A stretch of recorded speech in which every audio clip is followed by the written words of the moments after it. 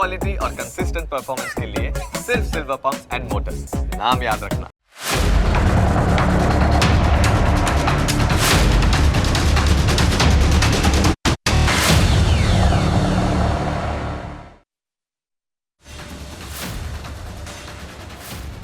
નમસ્કાર, હું Janak Dave full stop news analysis પ્રોગ્રામમાં આપનું સ્વાગત છે. તમને અસર કરતા સમાચારનું અમે સરળ ભાષામાં સચોટ રીતે કરીશું છણાવટ. આ એનાલિસિસ 360 ડિગ્રી હશે, જેનાથી મહત્ત્વના મુદ્દાઓને લગતા દરેક સવાલ પર હવે પછી મુકાશે ફૂલ સ્ટોપ. આજે અમે આપણા બહાદુર સૈનિકોની એક ફાઇલ તમારી સમક્ષ ખોલીશું. આ ફાઇલ એ સમયની છે કે જ્યારે 1971ના યુદ્ધમાં ભારતની સેનાએ પાકિસ્તાનને પછાડ્યું હતું. આ જીતની ઉજવણીમાં એક કરુણ કહાની છુપાઈ છે. મિસિંગ 54ની આ કહાની છે. પાકિસ્તાનની નફટાઈની આ કહાની છે. આ 54 લોકો કમનસીબ હતા, કેમ કે એ સમયની ભારતની સરકારોએ પોતાની જવાબદારી નહોતી નિભાવી.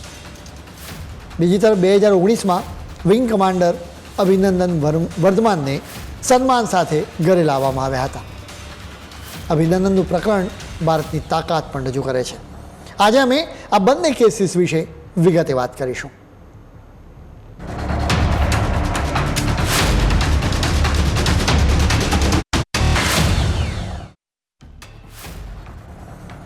અત્યારે અનેક દેશો યુદ્ધનું મેદાન બની ગયા છે.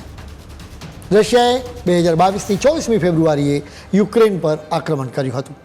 હજુ સુધી એ યુદ્ધ પૂરું થયું નથી.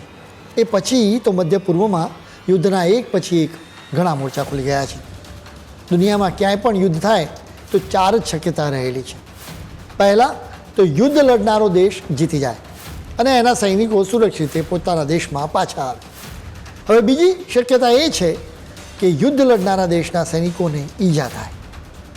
ત્રીજી શક્યતા એ છે કે યુદ્ધ લડનારા દેશના સૈનિકો શહીદ થાય. અને ચોથી શક્યતા એ છે કે યુદ્ધ લડનારા દેશના સૈનિકો દુશ્મન દેશના હાથે પકડાઈ જાય. આજે આ ચોથી કેટેગરીના ભારતના 54 સૈનિકોની અમારે વાત કરવી છે, જેમાં 53 વર્ષે પણ ભારતમાં એ પાછા આવ્યા નથી. આ 54 સૈનિકોના પરિવારોએ લાંબી લડાઈ લડી છે. તેમણે અદાલતના દરવાજા ખટખટાવ્યા છે, સરકારને અપીલ કરી છે. એટલું જ નહીં, સંયુક્ત રાષ્ટ્ર, રેડ ક્રોસ સોસાયટી અને માનવ અધિકારો માટે લડતી સંસ્થાઓ સમક્ષ આજીજી પણ કરી છે. જો કે કમનસીબે તેમને આ લડતમાં સફળતા નથી મળી. આ કરુણ કહાની છે, જેની શરૂઆત 1971માં ભારત અને પાકિસ્તાન વચ્ચેના યુદ્ધથી થઈ હતી. આ યુદ્ધના કારણે જ બાંગ્લાદેશની રચના થઈ હતી. આ યુદ્ધમાં ભારતની જીત થઈ હતી. પાકિસ્તાનના 93,000 સૈનિકોએ ભારત સમક્ષ શરણાગતિ સ્વીકારી લીધી હતી. બાદમાં ભારત અને પાકિસ્તાનની વચ્ચે શિમલા કરાર થયો હતો. ભારતે દરિયાદીલી દાખવીને આ તમામ પાકિસ્તાની સૈનિકોને મુક્ત કરી દીધા હતા. તેઓ પાકિસ્તાનમાં જતા રહ્યા. આ જ યુદ્ધ દરમિયાન ભારતના 54 સૈનિકો ગાયબ થઈ ગયા હતા. મીડિયામાં આજે પણ આ કેસ મિસિંગ 54 તરીકે ખૂબ જાણીતો છે. સચ્ચાઈ એ છે કે 1971ના યુદ્ધમાં આર્મી અને એરફોર્સના 54 સૈનિકો અને અધિકારીઓને પાકિસ્તાને બંધક બનાવી રાખ્યા હતા. આજે અમારે આ 54 ભારતીય સૈનિકોની જ વાત કરવી છે. ભારતે આ સૈનિકોને મુક્ત કરાવવા માટે પ્રયાસો પણ કર્યા હતા. જોકે તેમના વિશે કોઈ પણ જાણકારી નહોતી મળી. એટલા માટે જ આ કેસને મિસિંગ 54 નામ આપવામાં આવ્યું છે. શરૂઆતમાં તો એમ જ માની લેવામાં આવ્યું હતું કે આ 54 લોકો હવે જીવતા રહ્યા નથી, તેઓ યુદ્ધમાં શહીદ થઈ ગયા છે. આ યુદ્ધ પૂરું થયું ત્યારે ભારતે પાકિસ્તાનના તમામ યુદ્ધ કેદીઓને પાછા સોંપી દીધા હતા. પાકિસ્તાને પણ કેટલાક યુદ્ધ કેદીઓને પાછા સોંપ્યા હતા. પરંતુ પાકિસ્તાને આ 54 સૈનિકો અને અધિકારીઓને ભારતને પાછા નહોતા સોંપ્યા. શરૂઆતમાં માની લેવાયું હતું કે આ 54 લોકો શહીદ થઈ ગયા, પરંતુ ધીરે ધીરે તેમની હયાતીના પુરાવા સામે આવવા લાગ્યા, જેનાથી ખ્યાલ આવ્યો કે તેઓ તો હજુ પાકિસ્તાનના કબજામાં છે. પાકિસ્તાનની અલગ અલગ જેલોમાં 54 ભારતીય યુદ્ધ કેદીઓને રાખવામાં આવ્યા હતા. પાકિસ્તાને આ સચ્ચાઈ ભારતથી છુપાવી રાખી હતી. આ 54 સૈનિકો અને અધિકારીઓમાંથી 30 ઇન્ડિયન આર્મીના, જ્યારે 24 ઇન્ડિયન એરફોર્સમાં કામ કરતા હતા. ઇન્ડિયન આર્મીની વાત કરીએ તો આ 30માંથી 1 lieutenant, 8 captain, 2 second lieutenant, 6 major, 2 સુબેદાર, 3 નાયક લેફ્ટનન્ટ, 1 હવલદાર અને 5 ગનર અને 2 સૈનિકો હતા. જ્યારે એરફોર્સની વાત કરીએ તો 24 ઓફિસરમાંથી 3 flight officer, 1 wing commander, 4 squadron leader, 16 flight lieutenants હતા. પાકિસ્તાનને લુચ્ચાઈના પુરાવા આપતું રહ્યું. એમ જ કહેતું રહ્યું કે અમારી પાસે ભારતનો એક પણ યુદ્ધ કેદી નથી. જોકે સચ્ચાઈને છુપાવવી મુશ્કેલ હોય છે. ધીરે ધીરે પુરાવા મળવા લાગ્યા કે આ યુદ્ધ કેદીઓ હયાત છે અને એ પાકિસ્તાનમાં છે. આ 54 સૈનિકો અને અધિકારીઓ પાકિસ્તાનમાં હોવાની ખાતરી થઈ ગઈ હતી. જોકે એ સમયે ભારત સરકાર હિંમત હારી ગઈ. આ 54 સૈનિકો અને અધિકારીઓ પાકિસ્તાનમાં હોવાનો પહેલો પુરાવો 1 વર્ષ બાદ એટલે કે 1972માં મળ્યો. ઇન્ડિયન આર્મીનો એક અધિકારી પાકિસ્તાનમાં કેદ હોવાની ખબર પડી. એ સમયે પાકિસ્તાનની સત્તાવાર ચેનલ રેડિયો પાકિસ્તાને જાહેર કર્યું કે ભારતનો એક ફૌજી પાકિસ્તાનના કબજામાં છે. રેડિયો પાકિસ્તાને એમ પણ જાહેર કર્યું હતું કે આ ફૌજી લાહોરની કોટ લખપત જેલમાં કેદ છે. ભારત સરકારે વિચાર્યું કે આ તો એકમાત્ર અધિકારીની વાત છે, એટલે આ વાતને ગંભીરતાથી લેવામાં જ ન આવી. જોકે ધીરે ધીરે બાકી 53 લોકોમાંથી 13 સૈનિકો અને અધિકારીઓ જીવતા હોવાના પુરાવા મળ્યા. આ 13 સૈનિકો અને અધિકારીઓ પાકિસ્તાનની જેલોમાં જોવા મળ્યા હતા. તેમના વિશે રેડિયો પાકિસ્તાને જાહેરાત પણ કરી હતી. આ રીતે માહિતી મળતી ગઈ અને આખરે કન્ફર્મ થયું કે ભારતના કુલ 54 સૈનિકો અને અધિકારીઓ માર્યા નથી ગયા, કે શહીદ નથી થયા, પરંતુ પાકિસ્તાનની જેલોમાં સબડી રહ્યા છે. આ 54 લોકોના પરિવારજનોએ એક તબક્કે માની લીધું હતું કે તેઓ શહીદ થઈ ગયા છે. તેમની હયાતીની ખાતરી થઈ ગઈ એટલે તેમણે ભારત સરકાર પર પ્રેશર કરવાનું શરૂ કર્યું, જેથી પાકિસ્તાનમાંથી આ 54 લોકોને ભારતમાં પાછા લાવવા માટે સરકારે પ્રયાસ પણ શરૂ કર્યા. ભારત સરકારે પણ સંયુક્ત રાષ્ટ્ર અને રેડક્રોસ જેવી જુદી જુદી સંસ્થાઓના માધ્યમથી પાકિસ્તાનની સાથે વાતચીત શરૂ કરી. જોકે પાકિસ્તાન નફટાઈ જ બતાવતું રહ્યું. પાકિસ્તાન તો એમ જ કહેતું રહ્યું કે અમારી પાસે તો ભારતનો એક પણ યુદ્ધ કેદી નથી. ભારતની સંસદમાં પણ આ 54 મિસિંગ સૈનિકો અને અધિકારીઓનો મુદ્દો ગાજતો રહ્યો. 1997ની 15મી મેના દિવસે રાજનાથસિંહે એ સમયની કેન્દ્ર સરકારને આ મામલે સવાલ કર્યો હતો. એ સમયના રાજ્યકક્ષાના કાયદા મંત્રી રમાકાંત ડી ખલપે એનો જવાબ પણ આપ્યો હતો. તેમણે સંસદમાં જણાવ્યું હતું કે ભારત સરકાર પાસે રહેલી માહિતી મુજબ ભારતના 54 સૈનિકો પાકિસ્તાનમાં હજુ કેદ છે.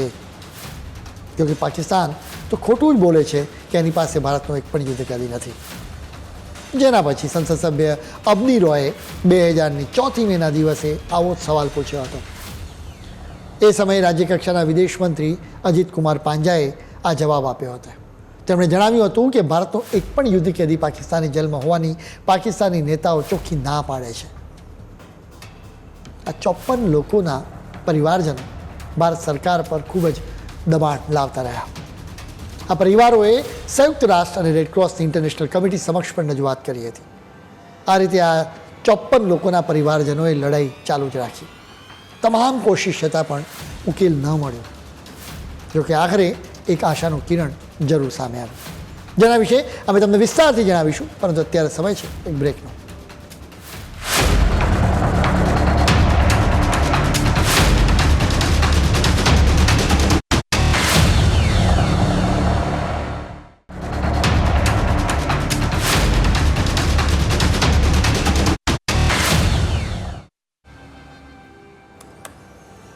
બ્રેક બાદ આપનું સ્વાગત છે. પાકિસ્તાનની જેલોમાં કેદ 54 ભારતીય કેદીઓને છોડાવવા માટે ભારત સરકારે ગંભીરતાથી પ્રયાસો નહોતા કર્યા. નફ્ફટ પાકિસ્તાન કહેતું રહ્યું હતું કે એની પાસે ભારતનો એક પણ યુદ્ધ કેદી નથી. આવા માહોલમાં આશાનું એક કિરણ દેખાયું. લાગતું હતું કે બસ હવે પાકિસ્તાનમાંથી 54 ભારતીય યુદ્ધ કેદીઓને મુક્ત કરી દેવામાં આવશે, કેમ કે 1988માં એ સમયના પીએમ રાજીવ ગાંધી પાકિસ્તાનમાં ગયા હતા. એ સમયે બેનજીર ભુટ્ટો પાકિસ્તાનના પીએમ હતા. ઇસ્લામાબાદમાં તેમની બંને વચ્ચે મુલાકાત થઈ હતી. એ સમયે પહેલી વખત પાકિસ્તાનના કોઈ નેતાએ કબૂલાત કરી હતી. ભુટ્ટોએ રાજીવને કહ્યું હતું કે 1971ના યુદ્ધના ભારતીય કેદીઓ પાકિસ્તાનની કસ્ટડીમાં છે. આ મુલાકાતમાં ભુટ્ટોએ રાજીવને કહ્યું હતું કે ભારતીય યુદ્ધ કેદીઓને મુક્ત કરવા માટે તેઓ ગંભીર છે. એટલું જ નહીં, તેમણે આ યુદ્ધ કેદીઓને મુક્ત કરવા માટે ખાતરી પણ આપી હતી. એના લીધે જ લાગતું હતું કે પાકિસ્તાનની જેલોમાં 54 લોકોની મુક્તિ માટેનો રસ્તો ખુલશે, કેમ કે એ સમયે ભારત અને પાકિસ્તાન વચ્ચેના સંબંધોમાં સુધારો થયો હતો. જોકે આ આશા ઠગારી નીકળી. બેનઝીર બાદ પરવેઝ મુશર્રફના હાથમાં સત્તા આવી. તેઓ બેનઝીરના નિવેદનથી ફરી ગયા. તેમણે નફટાઈથી કહ્યું કે પાકિસ્તાનની પાસે 1971ના યુદ્ધનો એક પણ ભારતીય કેદી નથી. મુશર્રફના આવા નિવેદનથી પાકિસ્તાનમાંથી યુદ્ધ કેદીઓને ભારતમાં પાછા લાવવાની આશા મરી પરવારી. લાગતું હતું કે હવે આ યુદ્ધ કેદીઓ હંમેશા માટે અંધારામાં જ રહેશે. અલબત્ત એક સવાલ કરવામાં આવતો હતો કે મુશર્રફે ચોખ્ખી ના પાડી છે ત્યારે ભુટ્ટોએ કયા આધારે ભારતીય કેદીઓ હોવાની વાત સ્વીકારી હતી. આ બધા વચ્ચે પથ્થર હૃદયને પણ પીગળાવી દે એવા સમાચાર આવવા લાગ્યા. જેમ કે આ ભારતીય યુદ્ધ કેદીઓ પર અત્યાચારો કરવામાં આવી રહ્યા છે. કહેવામાં આવ્યું હતું કે અનેક યુદ્ધ કેદીઓએ તો વર્ષોથી સૂર્યપ્રકાશ પણ જોયો નથી. તેમને એવી જગ્યાઓ રાખવામાં આવ્યા છે કે જ્યાં હવાની અવર જવર પણ નથી અને સૂર્યપ્રકાશ જ આવતો નથી. એટલે તેમને દિવસ છે કે રાત એની ખબર જ ન પડે. પાકિસ્તાનમાંથી આવા નિરાશાજનક સમાચાર આવતા રહેતા હતા. એ સમયે બીબીસીના પત્રકાર વિક્ટોરિયા સ્ટોકફિલ્ડે પાકિસ્તાનમાં જઈને રિપોર્ટિંગ કર્યું હતું. એ સમયે બેનઝીરના પિતા ઝુલ્ફિકાર ભુટ્ટોને લાહોરની કોટ લખપત જેલમાં કેદ કરવામાં આવ્યા હતા. વિક્ટોરિયાએ ઝુલ્ફિકારના વકીલનો ઇન્ટરવ્યૂ કર્યો હતો, જેના પછી તેમણે ભુટ્ટો ટ્રાયલ એન્ડ એક્ઝિક્યુશન નામનું એક પુસ્તક લખ્યું હતું. આ પુસ્તકમાં ઝુલ્ફિકારના વકીલ સાથેની વાતચીતનો ઉલ્લેખ કરવામાં આવ્યો છે. આ વકીલ સાથેની વાતચીતના આધારે લખવામાં આવ્યું હતું કે જેલમાં શરૂઆતના 10 દિવસ સુધી ઝુલ્ફિકાર ભુટ્ટોને રાત્રે ભયાનક ચીસો સંભળાતી હતી. આ પુસ્તકમાં લખવામાં આવ્યું છે કે કોઈ નિષ્ઠુર વ્યક્તિનું દિલ પણ પીગળી જાય એવી આ ભયાનક ચીસો હતી. ઝુલ્ફિકારના વકીલે જણાવ્યું હતું કે આ વકીલે વિક્ટોરિયાને એવું વર્ણન કર્યું હતું કે એ મુજબ કેટલાક કેદીઓનું આક્રંદ ઝુલ્ફિકારને સંભળાતું હતું. ઝુલ્ફિકારને લાગ્યું હતું કે જેલના અધિકારીઓ તેમને ડરાવવા માટે જ કેટલાક યુદ્ધ કેદીઓને મારે છે. ઝુલ્ફિકારે આખરે વકીલને ફરિયાદ કરી. વકીલે જેલના અધિકારીઓને સવાલ કર્યો કે તમે ભુટ્ટોને ટોર્ચર કેમ કરો છો? જેલના અધિકારીઓ જણાવ્યું કે અમે ભુટ્ટોને ઈરાદાપૂર્વક પરેશાન કરતા નથી. તેમની બરાબર બાજુની કસ્ટડીમાં ભારતીય યુદ્ધ કેદીઓ છે. જેલના અધિકારીઓએ વકીલને કહ્યું હતું કે 1971માં આ ભારતીય યુદ્ધ કેદીઓ પકડાયા હતા. તેમના પર અત્યાચારો કરવામાં આવે છે, તેમને મારવામાં આવે છે. એના લીધે જ તેઓ રડે છે. આ કોઈ ડ્રામા નથી. ભુટ્ટોના વકીલે રજૂઆત કરવાના કારણે ભારતીય કેદીઓને ભુટ્ટોથી દૂર અલગ કોટડીમાં રાખવામાં આવ્યા, જેથી ભુટ્ટોને કોઈ પરેશાની ન થાય. ઝુલ્ફિકારના વકીલની વિક્ટોરિયા સાથેની વાતચીતથી પુરાવો મળ્યો હતો કે ભારતીય યુદ્ધ કેદીઓને પાકિસ્તાનની જેલમાં રાખવામાં આવ્યા છે. એ સિવાય અમેરિકન જનરલ ચક યેજરની બાયોગ્રાફીમાં પણ એનો ઉલ્લેખ કરવામાં આવ્યો છે. તેમણે એમની બાયોગ્રાફીમાં પાકિસ્તાનની મુલાકાત વિશે પણ લખ્યું હતું. આ મુલાકાત દરમિયાન તેઓ પાકિસ્તાનની જેલમાં કેદ એક ઇન્ડિયન પાયલટને મળ્યા હતા. આ પાયલટ 1971ના યુદ્ધ દરમિયાન પકડાયો હતો, એટલે આ પણ એક પુરાવો હતો. આ 2 પુસ્તકો સિવાય બીજા પણ કેટલાક પુરાવા મળ્યા છે. પાકિસ્તાને જાસૂસીના ખોટા આરોપસર અનેક ભારતીયોને કેદ કર્યા છે. આવા લોકોને વર્ષો બાદ પાકિસ્તાનની જેલોમાંથી મુક્ત પણ કરવામાં આવે છે. આવા જ લોકો ભારતમાં આવે છે ત્યારે ત્યાંની યાતનાઓની કહાનીઓ સાથે લાવે છે. આવા જ કેટલાક કેદીઓએ કહ્યું હતું કે 1971નું યુદ્ધ લડનારા કેટલાક ભારતીય સૈનિકો અને અધિકારીઓ પાકિસ્તાનની જેલમાં છે અને એમની હાલત ખૂબ જ ખરાબ છે. આખરે સ્પષ્ટ થઈ ચૂક્યું હતું કે પાકિસ્તાન ખોટું બોલે છે. આખરે 54 લોકોમાંથી એક અધિકારીનો પરિવાર સુપ્રીમ કોર્ટમાં ગયો હતો. આ પરિવારે સવાલો કર્યા હતા કે આ 54 લોકો ક્યાં છે, તેઓ હયાત છે કે નહીં, કેમ કે તેમના મોત કે હયાતીના કોઈ સમાચાર તેમની પાસે નથી, કેમ કે તેમના મૃતદેહ મળ્યા જ નથી. સુપ્રીમ કોર્ટે એ સમયે કેન્દ્ર સરકારને નોટિસ મોકલી હતી. સોલિસિટર જનરલ રણજીત કુમાર આ કેસમાં સંરક્ષણ અને વિદેશ મંત્રાલય તરફથી હાજર થયા હતા. તેમણે કહ્યું હતું કે કેન્દ્ર સરકારનું માનવું છે કે 1971ના યુદ્ધ કેદીઓ હવે જીવિત નહીં હોય. પાકિસ્તાને હંમેશા પોતાની જેલોમાં ભારતીય યુદ્ધ કેદીઓનો હોવાનો ઇનકાર કર્યો છે, એટલે જ આ યુદ્ધ કેદીઓ હવે હયાત હોય એમ માની ન શકાય. પાકિસ્તાને આ કિસ્સામાં જીનીવા સંમેલનમાં પસાર કરવામાં આવેલા ઠરાવનો પણ ભંગ કર્યો હતો. આ ઠરાવમાં સ્પષ્ટ જણાવાયું હતું કે યુદ્ધ કેદીઓની સાથે સારો જ વ્યવહાર કરવો જોઈએ. બીજું કે યુદ્ધ કેદીઓને મારવા નહીં. ત્રીજું કે યુદ્ધ કેદીઓને 10 દિવસમાં જ તેમના દેશને પાછા સોંપી દેવા જોઈએ. ચોથી વાત એ છે કે આવા યુદ્ધ કેદીઓની વિરુદ્ધ કેસ ન ચલાવવામાં આવે. પાકિસ્તાને આ ઠરાવનો અમલ કર્યો નથી. એનું સીધું કારણ એ છે કે પાકિસ્તાની જેલોમાં ભારતીય યુદ્ધ કેદીઓ હોવાનું પાકિસ્તાન ક્યારેય સ્વીકારતું જ રહ્યું નથી. આજની તારીખે પણ 1971ના યુદ્ધ દરમિયાન પાકિસ્તાને પકડેલા ભારતીય સૈનિકો અને અધિકારીઓ વિશે કોઈ જ માહિતી ઉપલબ્ધ નથી. આ યુદ્ધને આજે 53 વર્ષ પૂરા થયા છે. એટલે અત્યારે જો આ સૈનિકો અને અધિકારીઓ જીવતા હશે તો પણ તેમની ઉંમર ઓછામાં ઓછી 85 વર્ષની હશે. જોકે તેમના પર જે પ્રકારના અત્યાચારો કરવામાં આવ્યા છે એ જોતાં તેઓ તો હયાત હોવાની શક્યતા જણાતી જ નથી. વિંગ કમાન્ડર અભિનંદન પણ આવા જ યુદ્ધ કેદીઓની જેમ પાકિસ્તાનની પકડમાં આવી ગયા હતા. જોકે તેઓ ભાગ્યશાળી હતા કે તેઓ પાકિસ્તાનની પકડમાંથી છૂટી શક્યા. એની પાછળ પોલિટિકલ વિલ હતું. અમે તમને એના વિશે જણાવીશું, પરંતુ અત્યારે સમય છે વધુ એક બ્રેકનો.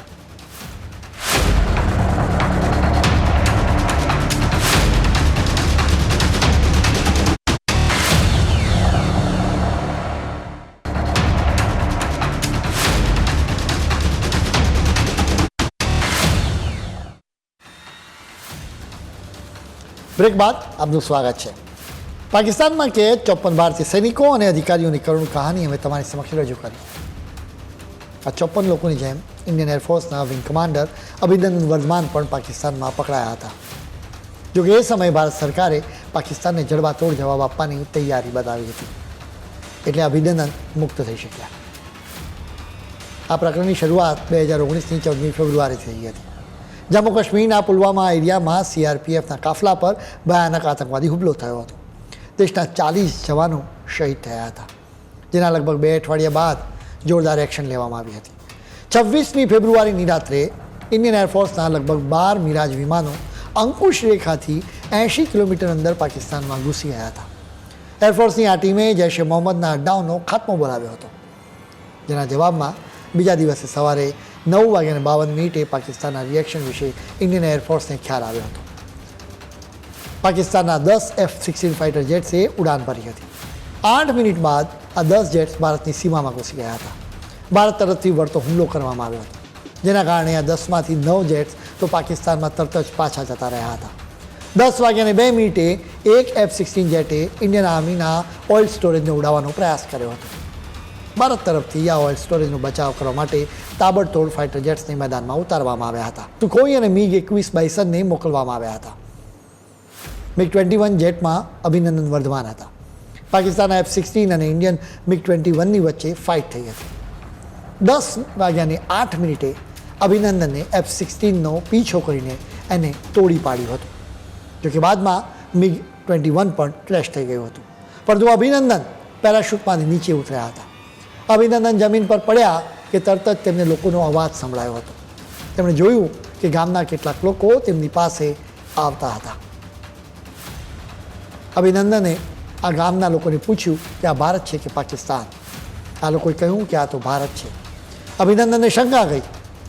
તેમણે સચ્ચાઈ જાણવા માટે કહ્યું કે ભારત માતા કી જય, જય હિન્દ. સામે છેડેથી કોઈ કશું ના બોલ્યું. અભિનંદને કહ્યું કે ભારતનો આ કયો વિસ્તાર છે. બસ ત્યારે જ ગામમાંથી એક વ્યક્તિએ કહ્યું કે આ તો POKનું હોરાન ગામ છે. અભિનંદને કહ્યું કે મારી પીઠમાં ઈજા થઈ છે, શું મને થોડું પાણી મળશે? આ સાંભળ્યા બાદ ગામના લોકોએ પાકિસ્તાનની આર્મી જિંદાબાદના નારા લગાવવાનું શરૂ કર્યું હતું. અભિનંદને પોતાની સર્વિસ રિવોલ્વર કાઢી, જોકે લોકો અભિનંદન પર પથ્થરો વરસાવવા લાગ્યા હતા.